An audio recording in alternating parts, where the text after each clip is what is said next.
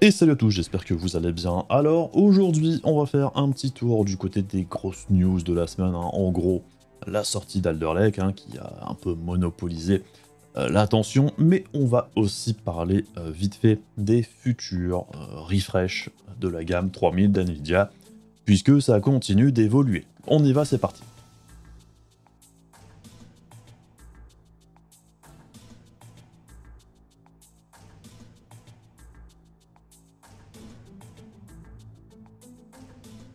Du coup, on commence tout de suite avec le côté GPU, puisque comme ça, après, on va attaquer le grand morceau qui est Alder Lake.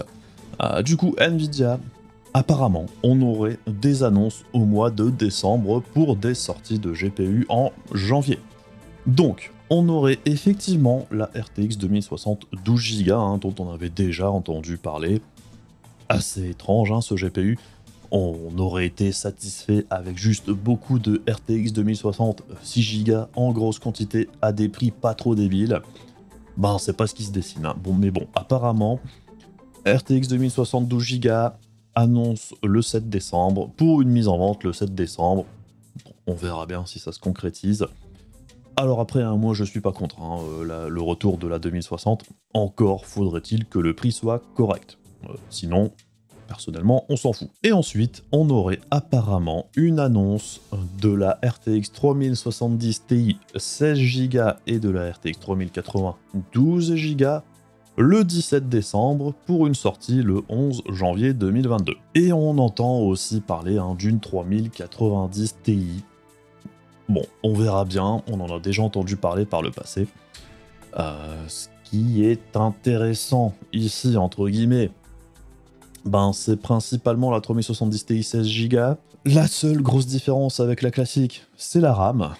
Au niveau de la 3080, on aurait effectivement ici une 3080 Ti légèrement moins puissante, ce qui enlève quasiment tout intérêt à la 3080 Ti classique d'ailleurs.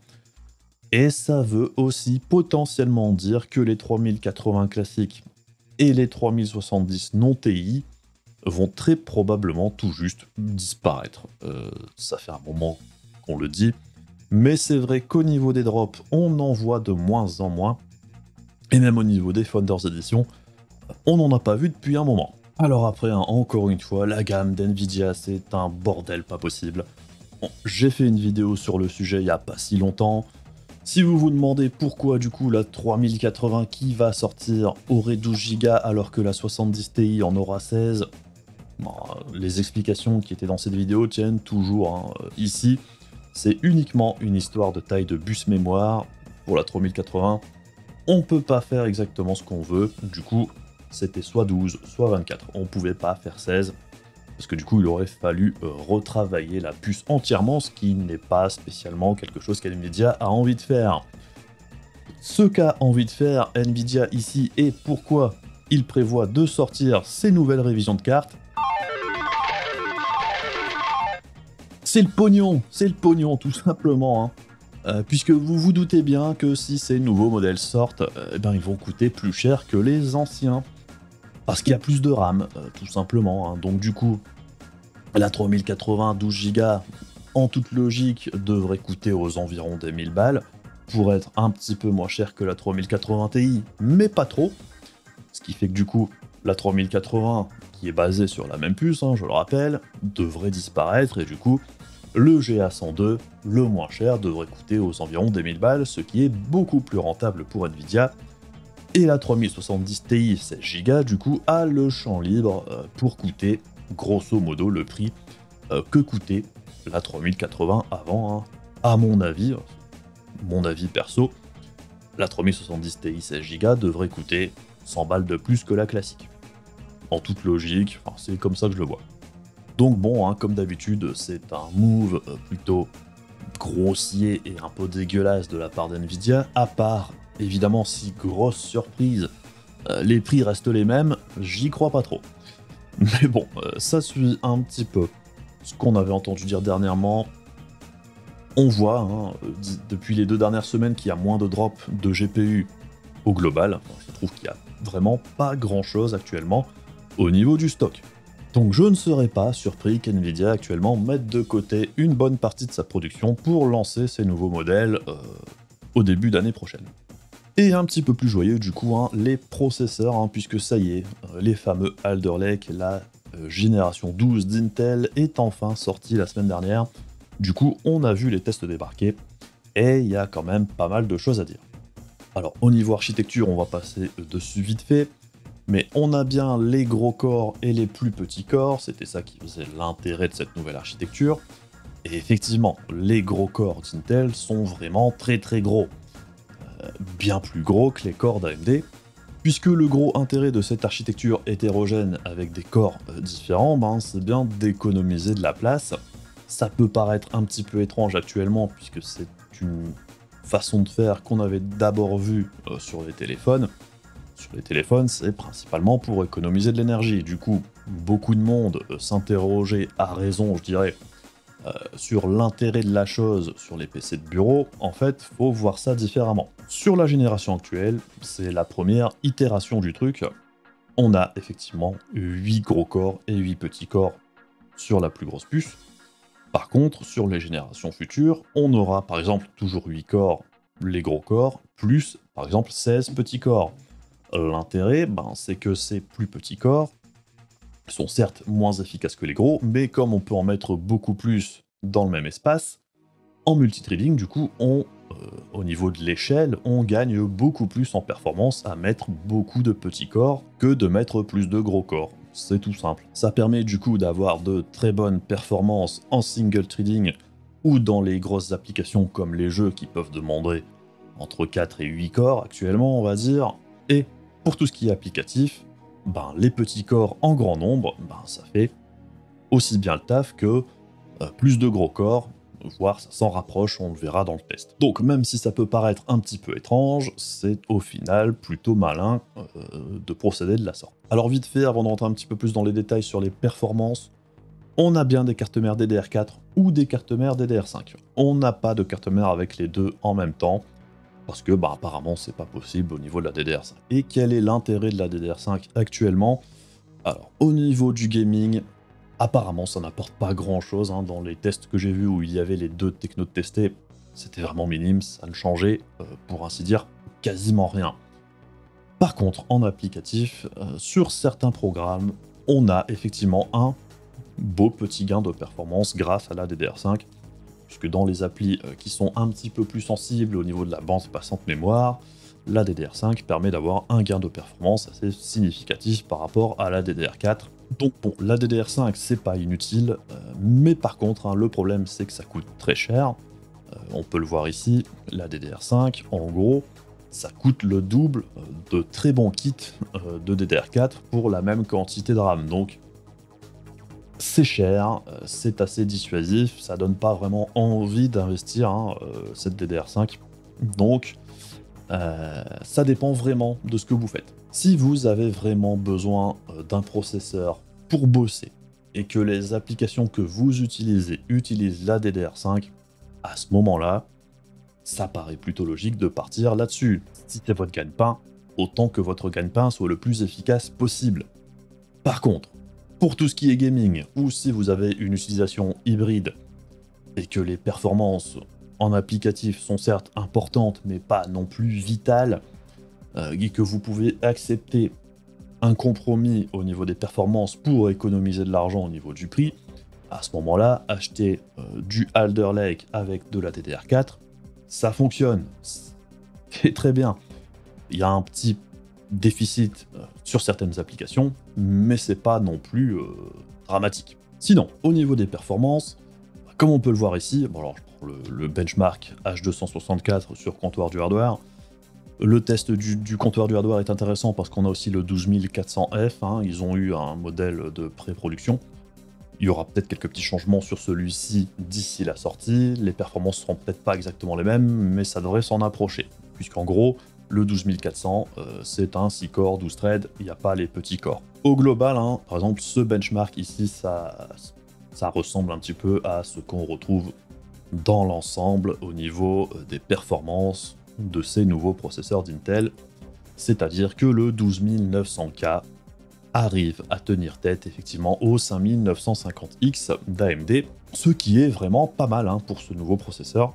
On voit aussi que le 12700K, lui, arrive à tenir tête au 5900X, le 12600K au 5800X et le futur 12400F au 5600X très probablement. Par contre, la grosse différence, c'est que tous ces processeurs Intel sont moins chers que leur équivalent, entre guillemets, chez AMD. Ça dépend aussi des applications que vous utilisez, comme par exemple ici Stockfish, où on voit que le 5950X garde un avantage certain sur le 12900K. Si vous devez passer à la caisse, je vous encourage quand même grandement, principalement en ce qui concerne le côté professionnel, de regarder vraiment les programmes qui vous intéressent le plus pour faire le meilleur choix. Mais bon, au global, cette nouvelle architecture d'Intel est vraiment plutôt bonne, et vraiment très compétitive par rapport à l'architecture d'AMD que l'on connaît depuis maintenant un an. Par contre, ce qui fait très mal, eh bien, c'est de voir par exemple que le 12600K, dans la grosse majorité des applications, explose complètement le 11900K, qui paraît bien ridicule la plupart du temps. Et le 12600K se permet même de faire mieux que le 10900K dans pas mal de situations.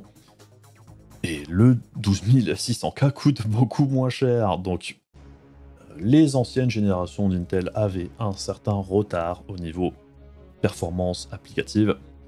Là, Intel a rattrapé le retard qu'ils avaient sur AMD, et c'est tant mieux. Pour ce qui est du gaming, c'est une autre histoire. Les anciens processeurs d'Intel étaient déjà très bons au niveau gaming.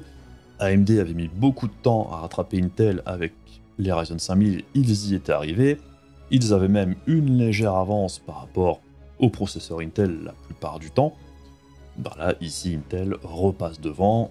Alors après, ça dépend énormément des jeux utilisés, ça dépend de la résolution, principalement, et aussi des détails utilisés dans le jeu ou pas, puisque bon, pour voir les différences en gaming d'un processeur à l'autre, pour pouvoir voir vraiment ce que le processeur a dans le ventre, on doit éliminer le goulot d'étranglement le plus commun dans les jeux, c'est-à-dire le GPU.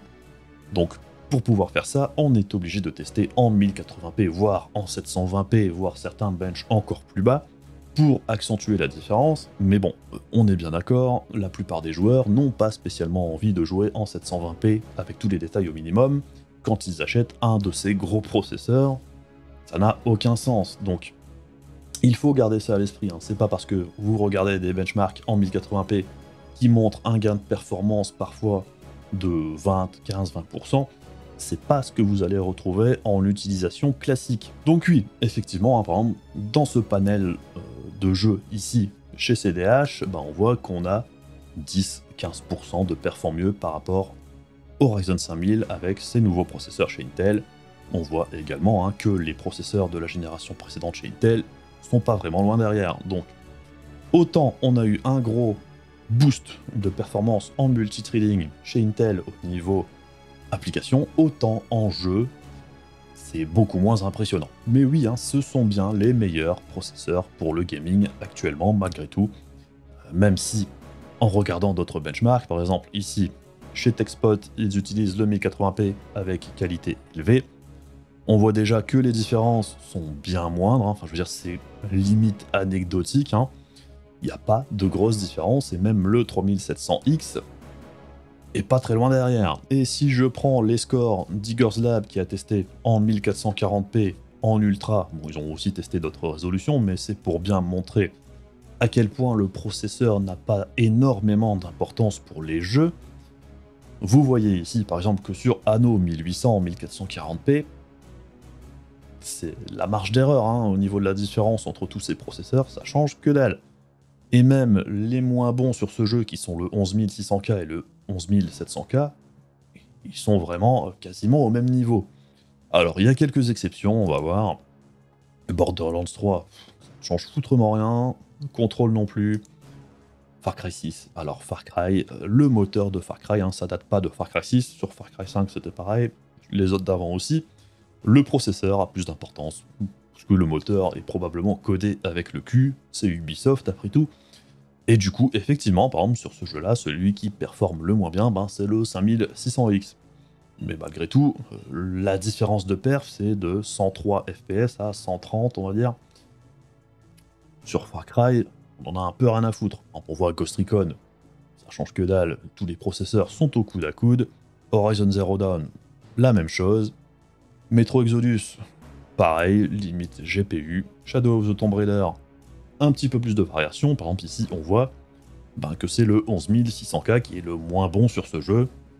Bon, malgré tout, on est à 150 FPS, là où les autres sont à 170. Pour jouer à Tomb Raider, on n'a pas besoin de 170 FPS. C'est un petit peu ça qu'il faut retenir, hein, c'est que pour la majorité des jeux, le processeur, si vous jouez en 1080p, High ou Ultra, et en 1440p et supérieur, ça ne changera quasiment rien du tout. Donc bon, tout ce qui est performance gaming incroyable au niveau du processeur et compagnie, c'est marketing, hein. Faut quand même le rappeler, faut quand même le garder à l'esprit. C'est de la branlette, hein, pour la plupart. En réalité, tout ça c'est bien joli. Il y a bien des gains de performance au niveau des générations de processeurs au fil du temps.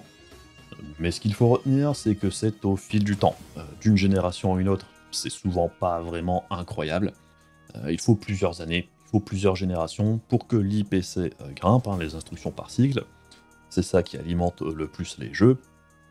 Et pour voir vraiment une grosse différence, en gaming, on est mieux à acheter un GPU plus puissant avec un processeur avec moins de corps, plutôt que l'inverse. Donc bref, hein, ne vous y trompez pas, hein, la chose la plus importante pour du gaming sur PC, ça reste le GPU. Alors après, au niveau des bémols, le gros point noir de cette architecture et de ces processeurs, qui a été peut-être un petit peu trop mis en avant à mon goût. Alors il y a un problème certes, mais le problème concerne quasiment exclusivement le 12900K. Puisqu'effectivement, la consommation du 12900K en charge, quand on l'utilise en applicatif, on atteint des sommets. C'est le processeur qui consomme le plus en processeur grand public, puisqu'on est à plus de 240 watts, il me semble, dans certains cas. Enfin, j'ai vu ça passer. Là où, par exemple, on est à peu près à la moitié avec un 5950X pour grosso modo les mêmes performances. Alors, c'est très probablement un choix d'Intel, hein, d'avoir laissé pisser la conso, hein, on va dire, voire prétendre à la couronne des performances avec ce 12900K par rapport au processeur d'AMD. Cette couronne des performances a un coût ici au niveau de la consommation, et je trouve que du coup ça donne une mauvaise image de cette nouvelle architecture, alors qu'en fait, le 12700K et le 12600K, et donc le futur 12400F par exemple, au niveau de la conso, ça va. Le 12700K reste un petit peu supérieur au processeur d'AMD par exemple, mais on est encore dans des limites acceptables. Le 12600K, il est tout à fait normal. Et le 12400F, lui aussi. Donc, en vrai, Intel aurait très bien pu laisser ce 12900K avec une limite plus basse au niveau de la conso globale, et ils auraient eu des performances relativement équivalentes au 5950X sans le battre. Ils ont choisi de laisser la consommation au maximum pour dire, et pour faire les gros titres, Intel est redevenu leader au niveau des perfs. Ça a marché, mais c'est un petit peu débile. Mais bon, c'est important de rappeler aussi que ça impacte principalement uniquement le 12900K. Et effectivement, si vous achetez un 12900K, prévoyez le refroidissement qui va avec, puisqu'effectivement, ça chauffe énormément. Par contre, au niveau de la consommation du processeur en jeu, par exemple le 12900K, il n'est pas pire qu'un autre, donc c'est vraiment uniquement en applicatif que celui-ci a une conso qui explose. En gaming, c'est tout à fait correct, c'est tout à fait normal, il est dans la moyenne. Il n'y a rien qui va vraiment mal, hein. C'était vraiment pour reprendre la couronne en applicatif que celui-ci a une consommation démentielle. Encore une fois, ça donne une mauvaise image à la gamme entière, mais il faut y regarder de plus près. Autre problème, alors, effectivement, il y a un souci avec Alder Lake et certains jeux qui ont la protection des nouveaux. Alors, des nouveaux, c'est de la merde, on est tous d'accord. Est-ce qu'il nous fallait une preuve de plus? Non, mais on en a une de plus. Du coup, avec des nouveaux sur certains jeux, ça bloque. Sur Windows 10 ou sur Windows 11. Bon, c'est fâcheux, hein, quand on achète un nouveau matériel et que les jeux ne fonctionnent pas dessus. Il y a quand même une liste de plus, enfin c'est une trentaine de jeux je crois, un truc comme ça. Ça va être patché, hein, très probablement. Mais bon, ça fait toujours chier. Et le dernier point qui fâche un petit peu, c'est Windows 11. Puisqu'effectivement, si on veut avoir les meilleures performances possibles avec Alder Lake, il faudra passer par la case Windows 11. Ça ne veut pas dire que le processeur a de très mauvaises performances avec Windows 10, ça fonctionne correctement, mais c'est moins bon qu'avec le 11.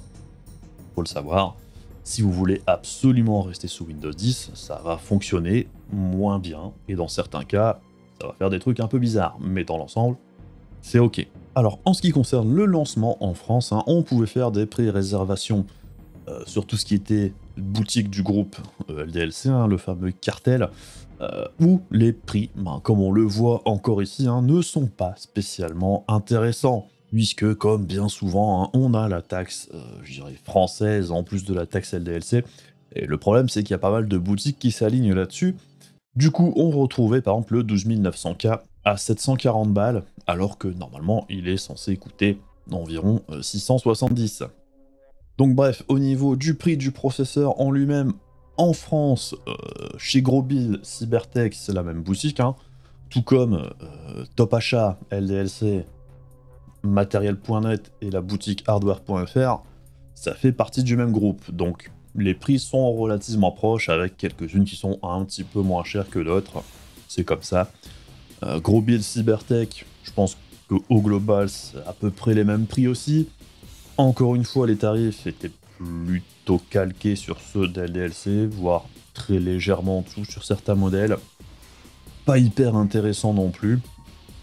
Les seuls à avoir proposé les prix normaux, entre guillemets, c'était rue du commerce, c'est pour ça que j'en avais parlé dans l'onglet communautaire, où du coup on retrouve le 12900K à 670 balles, ce qui est son prix normal.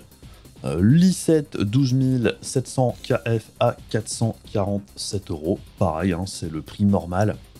Et l'i5 12600K à 327 €, pareil. Donc en gros, si vous faites vos courses au bon endroit, vous pouvez déjà économiser entre 20 et 50 € rien que sur le processeur. Donc autant dans certaines boutiques, l'avantage du tarif officiel de ces nouveaux processeurs Intel n'était plus intéressant, autant chez Rue du Commerce ça reste correct. Et le gros problème de la plateforme Alder Lake au global, c'est qu'on n'a pas les cartes mères milieu de gamme actuellement, on a uniquement le chipset Z690 qui est le chipset haut de gamme chez Intel. On attend du coup le chipset B660 pour le début d'année. C'est un petit peu dommage, mais ça force aussi les gens les plus impatients à prendre des cartes mères plus chères. Marketing ici encore une fois. Alors après, on peut trouver quand même malgré tout quelques cartes mères à environ 200-210 balles, comme cette carte mère MSI Z690A en DDR4. Alors, couplé à un i5 12600K, ça nous donne une plateforme à environ 500 € pour le combo carte mère processeur. Ça reste assez cher. C'est un petit peu dommage. Le moment où on aura des cartes mères en B660 un petit peu plus abordables, ça rendra le combo vraiment plus intéressant. Sans compter qu'actuellement, on n'a pas vraiment de retour sur la qualité des cartes mères pas trop chères. Je pense que les gros sites habituels feront des tests assez rapidement pour qu'on sache un petit peu où on va et où sont les pièges à éviter. Encore une fois, comme bien souvent au lancement d'une nouvelle plateforme totale, comme ici, c'est peut-être un petit peu mieux d'attendre quelques mois que ça se stabilise un petit peu, que ce soit au niveau du tarif, parce que je n'ai aucun doute sur le fait que les cartes mères devraient baisser de prix, même en dehors des chipsets moins chers. Les processeurs risquent de baisser en prix aussi, la RAM également, donc il y a tout intérêt à patienter. D'autant plus qu'on ne connaît pas la stratégie d'AMD, on ne sait pas ce qu'ils vont décider de faire. Est-ce qu'ils vont baisser les prix?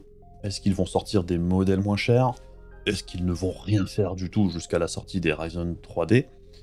On sait pas trop. Mon sentiment à moi vis-à-vis de tout ce que j'ai vu un petit peu en ligne actuellement, je pense que les tarifs officiels resteront tels qu'ils sont.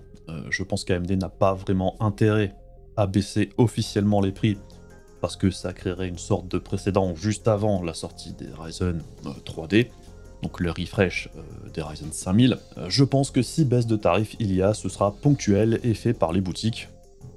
Évidemment, parce qu'AMD les vendra moins cher en coulisses, ce qui permettra du coup d'avoir des processeurs moins chers. Par exemple, on a vu aux États-Unis, chez Micro Center, on a vu du 5800X tomber à 300 balles, ce qui est un très bon deal pour un 5800X.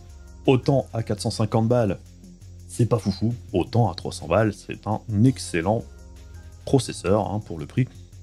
Rien à dire à ce niveau-là. Le 5600X, c'est pareil, s'il était proposé aux alentours des 250 balles, voire moins, idéalement, ce serait un excellent processeur en qualité-prix, même en face des nouveaux processeurs d'Intel. A mon avis, on aura une petite baisse généralisée sur toute la gamme Ryzen en boutique, et on aura très probablement des promos ponctuelles assez intéressantes. Donc, si vous êtes sur le marché pour un changement de plateforme, ou si vous voulez faire un upgrade de votre Ryzen 1000, 2000, enfin si vous avez le chipset qu'il faut, ou 3000 si vous voulez passer sur les Ryzen 5000, il y a peut-être des bons deals à guetter de temps en temps, donc gardez l'œil. D'autant plus que le gros avantage d'AMD actuellement, c'est les cartes mères en B550. On peut trouver des cartes mères tout à fait correctes pour environ 100 balles, ce qui rend le coût de la plateforme entière vraiment abordable si les processeurs baissent de prix aussi. Et c'est là aussi la très bonne nouvelle sur le fait qu'Intel revienne dans la course, c'est que ça fait bouger un petit peu les choses au niveau des tarifs. Et là, tout le monde est gagnant. Les processeurs d'Intel sont vendus à un prix correct, les processeurs d'AMD baissent un petit peu de prix, on n'a pas à se plaindre. Vraiment, la seule chose qui manque actuellement, c'est les cartes mères moins chères chez Intel et des processeurs moins onéreux chez AMD sur le bas de gamme principalement, puisque pour l'instant, pour ce qui est des processeurs en dessous de 200 €, chez Intel on n'a toujours pas les 12400, mais chez AMD on n'a absolument rien. Même les anciens processeurs, les 3600, sont assez chers actuellement. Du coup, les 11400 sont beaucoup plus intéressants dans cette gamme de prix, et les 10400 que l'on trouve encore, ça reste les meilleurs deals au niveau processeur en dessous de 200 € à l'heure actuelle. Alors vous l'aurez compris, au global, cette nouvelle architecture d'Intel est plutôt bonne, c'est une bonne génération, c'est une bonne base pour Intel pour construire la suite, et même à l'heure actuelle, cette génération de processeurs, ce sont les meilleurs processeurs disponibles à l'heure actuelle en performance prix, si on regarde uniquement le processeur.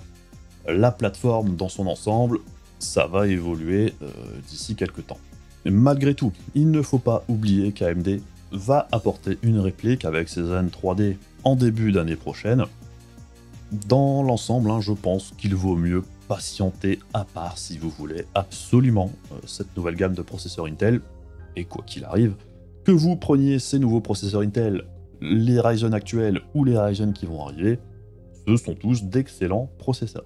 Alors après, au niveau du tarif, je sais, pour certains ça peut paraître assez cher, et je vois certains types de commentaires arriver à droite à gauche qui disent par exemple c'est cher pour un i5, c'est cher pour un i7. Je pense surtout qu'il faut arrêter de penser en termes j'achète un i5 ou j'achète un i7 ou un i9.